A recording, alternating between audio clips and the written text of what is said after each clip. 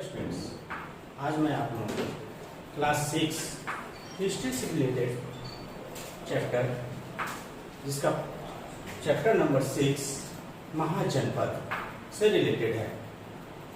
इस चैप्टर में हम लोग टाइप्स ऑफ महाजनपद,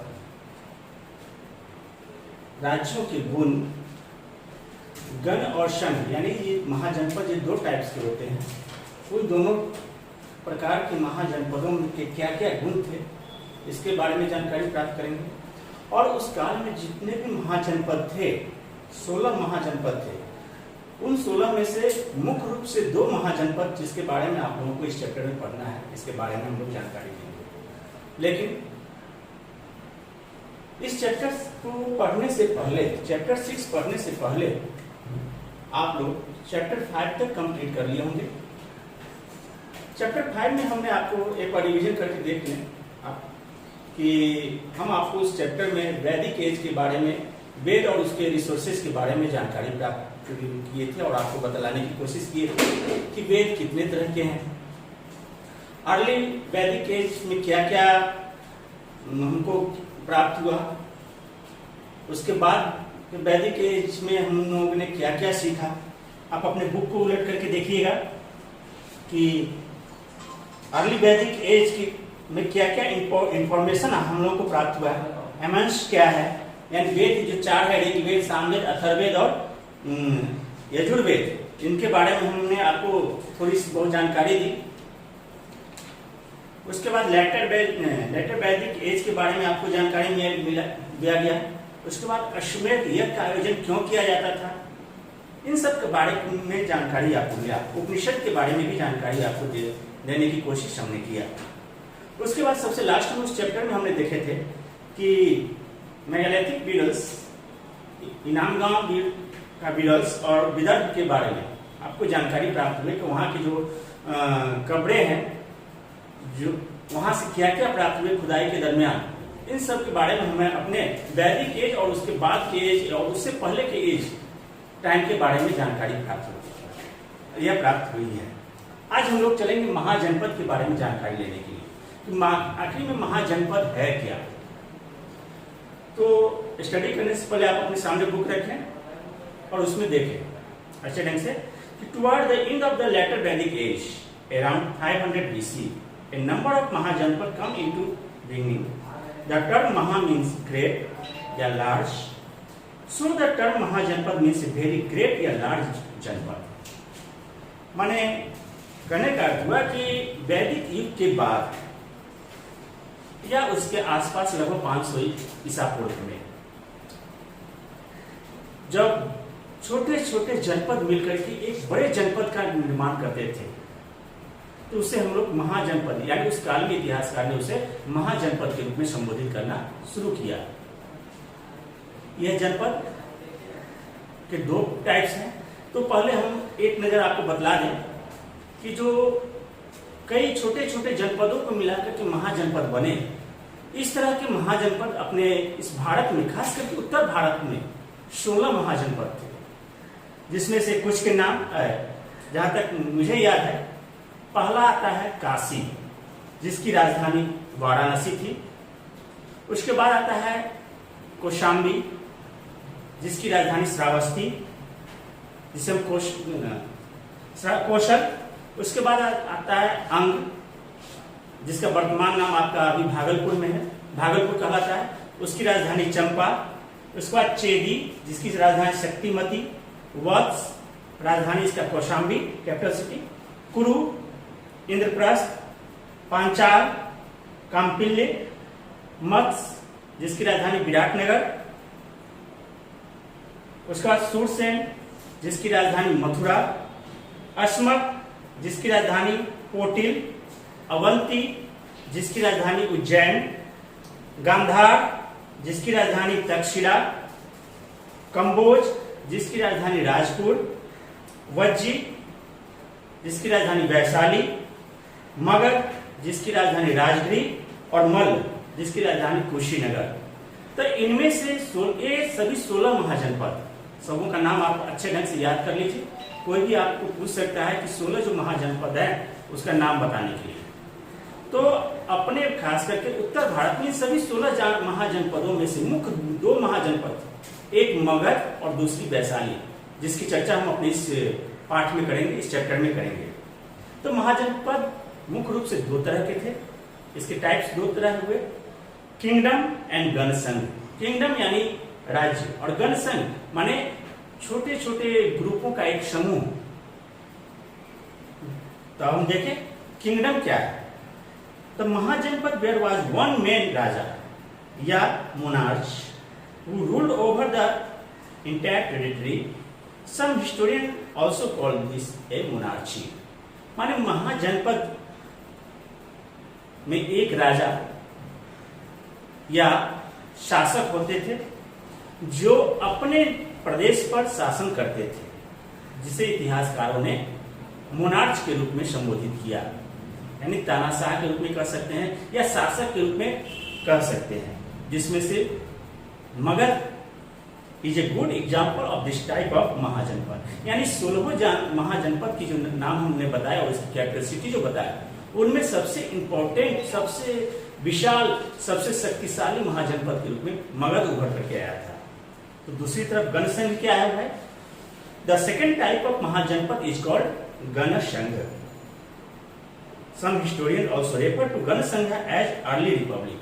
कुछ इतिहासकार गणसंघ को एक गणतंत्र के रूप में संबोधित करते हैं, यानी पहले के गणतंत्र। गणतंत्र यानी गण मीन्स क्या होता है? समूह, और तंत्र मीन्स शासन, यानी आम जनता के द्वारा एक समूह बना करके और उस पर अपने आप जो व्यक्ति शासन करे, उस पर उसके ऊपर शासन करने वाला कोई राजा महाराजा नहीं हो, उसे हम गणसंघ के रूप में संबोधित किया गया इतिहासकारों के द्वारा।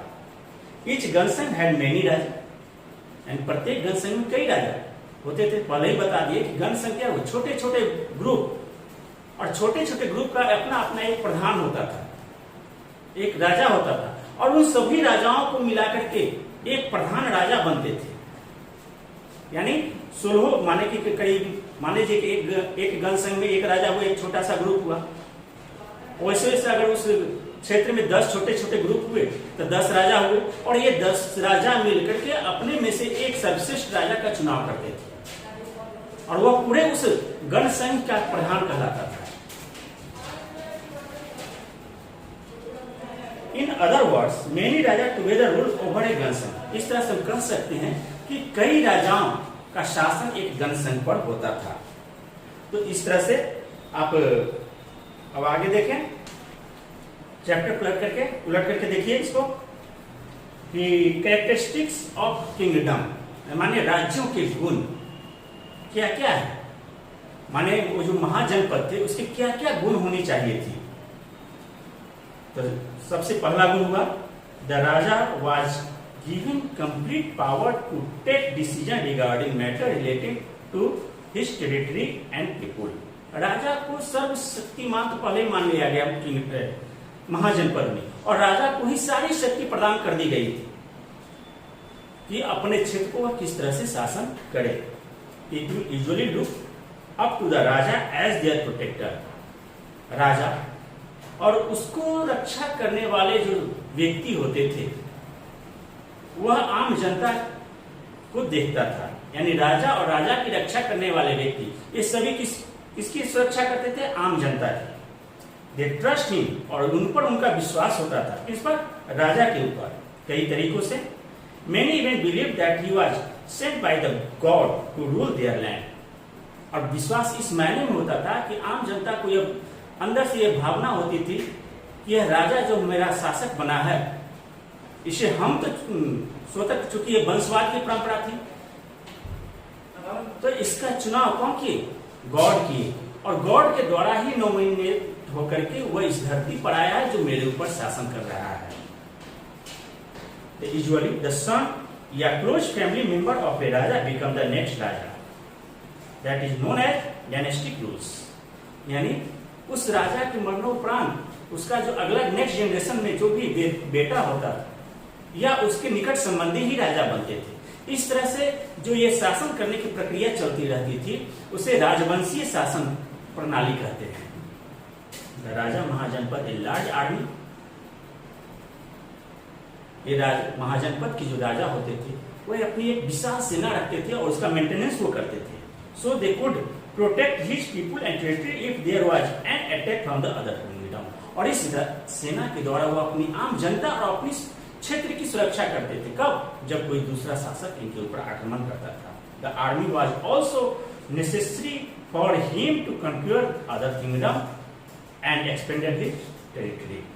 और दूसरे अपने क्षेत्र के विस्तार के लिए भी जब चलते थे तो अपनी सेना का इस्तेमाल शासक के द्वारा की जाती थी। उसके बाद नेक्स्ट गुण कैरेक्टर क्या है इसमें, इंपॉर्टेंस।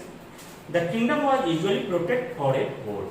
अब यह साम्राज्य जो था, राजा का राज्य जो था, उसको एक किले से सुरक्षित किया जाता था। A fort was the capital of raja, each raja या chieftain and surrounded by high walls inside which a township जो है डेवलप। अब इस किला जो कि ऊंची ऊंची दीवारों से बनी होती थी, इस दीवारों के अंदर में राजा की महल होती थी ताकि राजा को पूर्ण सुरक्षा प्रदान हो सके। और साथ ही साथ इसके अंदर में एक सुव्यवस्थित ढंग से शहरों का विकास होता था। यह किला मुख्य रूप से ईंट और पत्थरों से बनाए जाते थे। कहीं कहीं मगध में खास करके देखा गया है कि किले का निर्माण लकड़ियों से की जाती थी, खास करके मगध क्षेत्र के उत्तरी पार्ट में, जो हम लोग आगे चल करके देखेंगे। The king perform elaborate sacrifice. अब राजा आम जनता के लिए त्याग की भावना को भी रखता था, सर्वस्व न्यौछावर करने की भावना भी उसके अंदर होती थी। तो इस तरह से कई सारे प्रॉपर्टीज हैं, कई सारे कैरेक्टरिस्टिक्स हैं किंगडम के, उस राज्य के, साम्राज्य के। दूसरा देखें गण संघ, यानी जो महाजनपद दो प्रकार के हुए, उसमें तो एक हो गया किंगडम, तो उसके गुण को हमने देखा। और दूसरा हुआ गण संघ के क्या गुण होनी चाहिए, सो देखें। द टेरिटरी ऑफ द गण संघ वाज यूजुअली लोकेटेड इन हिली या फॉरेस्ट एरिया। और ये गण संघ मुख्य रूप से पहाड़ी क्षेत्रों में या जंगली क्षेत्रों में होती थी। खास करके यह पहाड़ी क्षेत्रों में इसलिए कि वहां तक राजा की पहुंच नहीं होती थी, या होती भी थी तो इन लोगों का अपना एक अलग ग्रुप चलता था, अलग शासन चलता था। यह अभी भी हम लोगों को खास करके पूर्वोत्तर क्षेत्रों में देखने को मिल रही है। अगर हम लोग मणिपुर, अरुणाचल प्रदेश, नागालैंड वगैरह में चले जाएं तो वहां अभी भी इसी तरह के छोटे छोटे कबीलाई ग्रुप हैं जो अपने में से राजा को मनोनीत करते हैं। वहां पर भारत सरकार की जो रूल एंड रेगुलेशन है वो अभी वहां पर फॉलो सही ढंग से नहीं हो पाता है। अगर होता भी है, करवाने की कोशिश भी की जाती है, तो उस ग्रुप की इजाजत लेकर के की जाती है। Many leaders of Raja were involved in taking decision and governing the territory। अब इस गण संघ में तो पहले ही बता दिए कि कई छोटे छोटे राजा होते थे, उस छोटे छोटे समूह के कई राजा होते थे, और किसी तरह का अगर कोई डिसीजन लेना होता था तो इन सभी ग्रुप के जो लीडर होते थे उनसे परमिशन ली जाती थी, और तभी इस पर इम्प्लीकेशन होता था, इसको अप्लाई किया जाता था। The Raja usually did not give too much importance to performing ritual या sacrifice। Raja usually did not give too much importance। राजा उतना इंपॉर्टेंस नहीं देते थे अपने ritual performing ritual and sacrifice. अपने त्याग को इतना इसमें इंपॉर्टेंस नहीं दिया जाता था कि राजा किस तरह से इस शासन को संचालित करते थे गण संघ में, तो उनमें जो त्याग की भावना थी इसमें वहां उतना इंपॉर्टेंस नहीं रहता है। It is not clear to where they had very large या परमानेंट आर्मी। इनके पास अपनी एक विशाल सेना भी नहीं होती थी। छोटे छोटे जो ग्रुप होते थे, अगर आवश्यकता होती थी जो प्रधान राजा बनते थे वो इन छोटे छोटे ग्रुप की मदद लेते थे अगर कोई अन्य राजा इन पर आक्रमण कर देता। There is also not much evidence regarding a regular system of taxation। यानी टैक्स लेने की जो यहाँ एक सिस्टम होनी चाहिए थी जिससे राज का संचालित हो, यह यहाँ पर कोई एक रेगुलर बॉन्डेड नहीं था, कोई बॉन्ड यहाँ पर नहीं थी। महाजनपद में होती थी, किंगडम में थी, लेकिन जन संघ में ऐसी कोई बात नहीं थी। तो इंपॉर्टेंट डेवलपमेंट क्या क्या है इस समय, क्या क्या ऐसी घटनाएं घटित हुई जिससे हमारा महाजनपद या जनसंघ काफी तेजी से विकास के पथ पर अग्रसर हुआ। Around the time of mahajanapada were format many important development to place. तो क्या है भाई, पहला देखिए कि a number of cities were built in the region near the, जो भी शहरों का विकास हुआ इस महाजनपद के अधीन वह सब गंगा के किनारे वाले क्षेत्रों में हुआ या गंगा नदी के आसपास के क्षेत्रों में। लोहे का मुख्य रूप से यहाँ उपयोग टूल्स के रूप में करना शुरू हो गया। Iron plough being to widely use, लोहे टूल्स का माने आयरन प्लग माने लोहे का जो टूल्स औजार बनते थे उसका विस्तृत रूप से अब यहाँ उपयोग होना शुरू हुआ, खास करके वैसे क्षेत्रों में, जुताई के क्षेत्रों में जो कि कठोर मिट्टी होती थी उसको जोतने के लिए अब लोहे का, पहले तो लकड़ी का प्रयोग किया जाता था जहाँ की मिट्टी हल्की होती थी, अब उस जगह पर लोहे का प्रयोग होने लगे, जिससे क्या हुआ, उपज बढ़ना शुरू हो गया, कृषि का क्षेत्र में विकास होना शुरू हो गया। एक नए प्रोसेस इस समय अपनाई जाने लगी, transplantation. Transplantation of rice was used to increase yield, माने ज्यादा से ज्यादा उत्पादन प्राप्त करने के लिए धान के पौधों को प्रत्यारोपण विधि से लगाने की कोशिश की जाने लगी। यह प्रोसेस जो है प्रत्यारोपण माने एक जगह पौधे को लगा दिए और उसको उखाड़ करके पुनः दूसरी जगह लगा के, इससे कुछ पौधे में का जो उत्पादन होता है वो बढ़ जाता है, जिसमें आपका आम का हो गया या धान, इसका प्रोडक्शन बढ़ जाता है। तो इस तरह से कई सारे धीरे धीरे इरिगेशन सिस्टम में भी डेवलपमेंट आए, कैनाल और टैंक का निर्माण किया गया ताकि सिंचाई आसानी से हो सके। A type of pottery known as northern black polish they began to made. अब जब टेक्नोलॉजी में विकास आया तो नए जो मिट्टी के बर्तन बनते थे उस पर विशेष कलाकारिता की माने उस पर डिजाइन अंकित की जाती थी, उसको पॉलिश किया जाता था, जिसको एक विशेष नाम दिया गया नॉर्थर्न ब्लैक पॉलिश हमारे आर्किटेक्चर्स के द्वारा। अब देखें इस तरह से और भी कई सारे हैं, जिसमें ग्राम भोज का हुआ, द विलेज हेडमैन, ये खास करके गण संघ में इसका नाम आता है कि ग्राम भोज का कौन है, तो वह गांव का प्रधान कहलाता है। A person who owned the large amount of land in the village was usually chosen to be village headman, यानी गांव के विस्तृत जन समूह अपने में से एक प्रधान को चुनते हैं जिसे विलेज हेडमैन के रूप में जाना जाता है। उसके बाद गृहपति आती है। Grihapati were people who own land in the village. Grihapati जिसका अपना जमीन उस क्षेत्र में हो वही उस क्षेत्र का गृहपति बन सकता है। उसके बाद दास और कर्मकारा आते हैं। तो इस तरह से जो इंपॉर्टेंट पॉइंट हुआ ग्राम भोज का, गृहपति, कर्मकारा, इस सब के बारे में आपको जो यहाँ पर लिखा हुआ पैसेज में उसको आप अच्छे ढंग से देख करके याद कर लीजिए, वेरी शॉर्ट में ये आ सकता है। उसके बाद देखें क्लोजर लुक ऑफ मगध, कि अब हम लोग जो 16 महाजनपद बताए थे तो शुरू में कहते हैं इसमें दो इंपॉर्टेंट जो है वज्जी और मगध के बारे में हम लोग को इस चैप्टर में पढ़ना है। तो मगध देखें जिसकी राजधानी राजगृह है और यहाँ के प्रमुख शासकों में अशोक का नाम सबसे पहले लिया जाता है। उसके बाद और भी उसके वंशज जो है उससे पहले के बिंदुसार हुए, चंद्रगुप्त हुए, उससे ऊपर जब हम चलते तो घनानंद का नाम आता है। तो कई सारे राजा हुए। देखिए आप, Magadh was a large and powerful kingdom, यानी जितने भी किंगडम थे, महाजनपद जितने भी थे 16, उसमें सबसे शक्तिशाली यही थे। It was also one of the most important mahajanapada. It was look in the region which is known today as Bihar.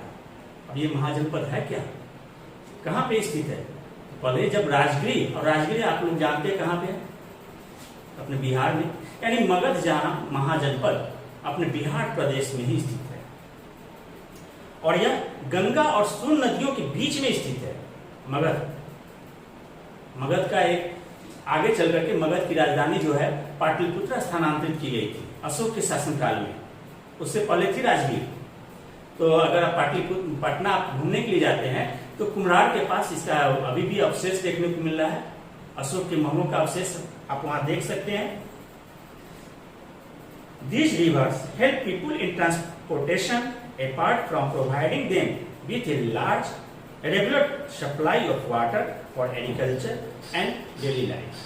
अब चूंकि यह मगध दो महानदियों के बीच में स्थित गंगा और सोन, जिसके कारण इसके पावरफुल बनने की सबसे बड़ी इंपॉर्टेंट कॉजेज यही आएगा, दो नदियों के बीच में स्थित होने का, क्योंकि इन दोनों नदियों के बीच स्थित होने के कारण इसका जो ट्रांसपोर्टिंग सिस्टम था वो सबसे सुदृढ़ था और अन्य जनपदों की अपेक्षा ये ज्यादा प्रूफ था, मान सुरक्षित क्षेत्र था। अगर कोई राजा इस पर आक्रमण भी करते हैं तो इस दोनों नदियों को पार करके इस पर आक्रमण करेंगे। और चूंकि गंगा और सोन नदी के बीच स्थित है तो एग्रीकल्चर भी यहाँ पर काफी डेवलप हुआ। इसकी नदियों के जल का उपयोग ये लोग सिंचाई में करना शुरू किया और डेली लाइफ में इसका उपयोग करना शुरू किए। Magadh was also rich in forest, साथ ही साथ चूंकि यह उपजाऊ भूमि भरा क्षेत्र था तो यहाँ घने जंगल पाए जाते थे। इसकी लकड़ियों का प्रयोग मकान बनाने में, रथ बनाने में किया जाता था, गाड़ियों को बनाने में किया जाता था। इसलिए कहा जाता है कि मगध की सेना में लगभग 10,000 हाथी शामिल थे और लगभग 1 लाख के आसपास रथ थी इसके पास, जिसके कारण इस पर कोई भी बाहरी आक्रमण होने से पहले वहां के राजा को 10 बार सोचना पड़ता था। उसके बाद आप नेक्स्ट पेज में देखिए। साथ ही साथ मगध में लोहा का प्रयोग भी करना शुरू कर दिया। तो यहां पर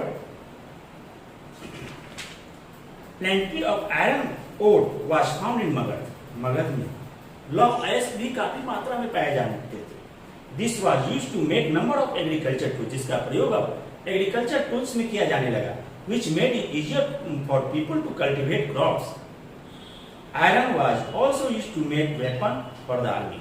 अब इस चूंकि यह लॉ अयस्क वाला क्षेत्र था मगध, अब इसके कारण लोहे का उत्पादन यहाँ होने लगा और इस लोहे का उपयोग सबसे पहले एग्रीकल्चर में की जाने लगी और साथ ही साथ सैन्य बल में भी इसका इस्तेमाल किया जाने लगा। विभिन्न प्रकार के वेपन्स बनाने लगे इस आयरन के द्वारा, जिससे यहाँ की आर्मी और सुदृढ़ और पावरफुल बन गई। At first the capital of Magadh was Rajgir, पहले ही बताया कि राजगीर इसकी पहली राजधानी थी।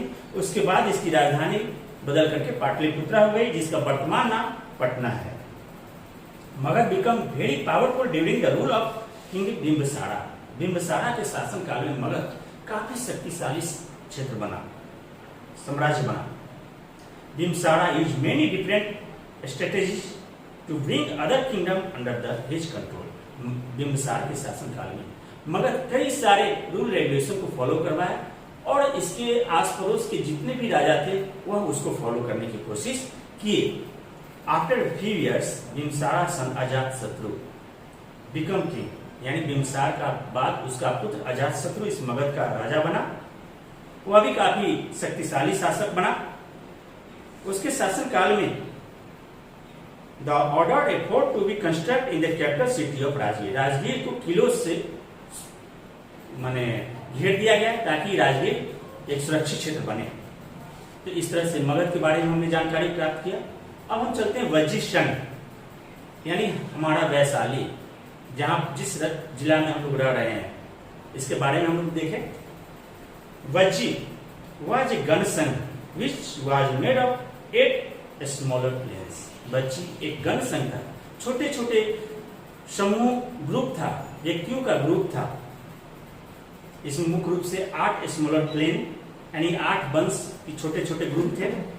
The Lichchhavi clan was one of the most important of these 8 clans, माने 8 छोटे छोटे जो वंश राजवंश थे उनमें मुख्य रूप से लिक्ष्मी प्रधान था और यही लिक्ष्मी हमारी आज वैशाली के रूप में जानी जाती है। Lichchhavi the capital of Vajji was Vaishali, और ये लिक्ष्मी जिसका प्रधान हुआ और यह वज्जी संघ जिसकी राजधानी वैशाली थी, जहां अभी हम लोग पौराणिक स्थल के रूप में जाते हैं घूमने के लिए। अपने हाजीपुर से लगभग 30 या 35 किलोमीटर की दूरी पर है, मुजफ्फरपुर सीमा के पास लगे हुए।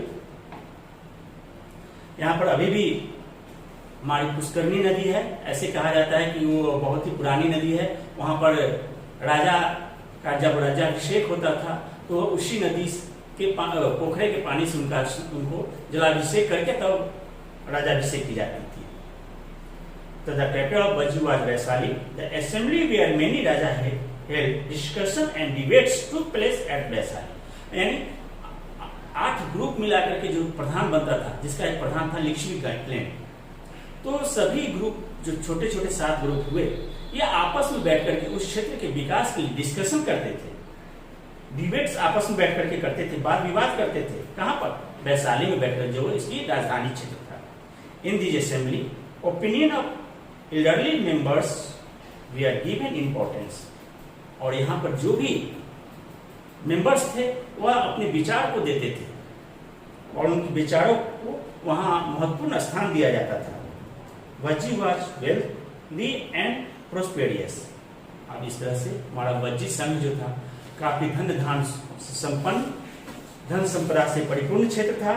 The land had places, shrine and monasteries. यह भूभाग, यह क्षेत्र श्राइन और मठ, श्राइन भी कहा जाता है विभिन्न धर्मावलंबियों का जो स्थान होता है, जहां पर बैठकर के अपनी बातों को व्यक्त करते हैं।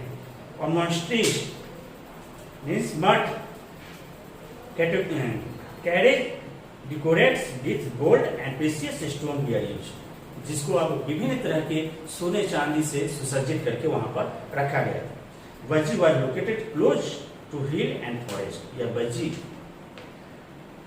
पहाड़ी, छोटी छोटी पहाड़ियों से और घने जंगलों से आच्छादित अनेक घिरा हुआ क्षेत्र था।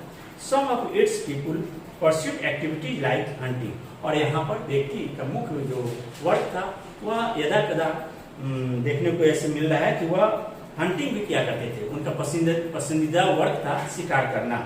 Vajji and Magadh we are frequently in conflict with each other. और इस तरह से वज्जी और मगध हमेशा अपने अपने क्षेत्र के विस्तार से एक दूसरे से हमेशा विवाद करते रहते, लड़ाई करते रहते थे, ताकि अपने साम्राज्य का विकास कर सके। और इसी वज्जी के कारण, यानी लिच्छवी गणराज्य के कारण आज भी हम लोग इस वैशाली को याद कर रहे हैं विश्व की पहली गणतंत्र के रूप में।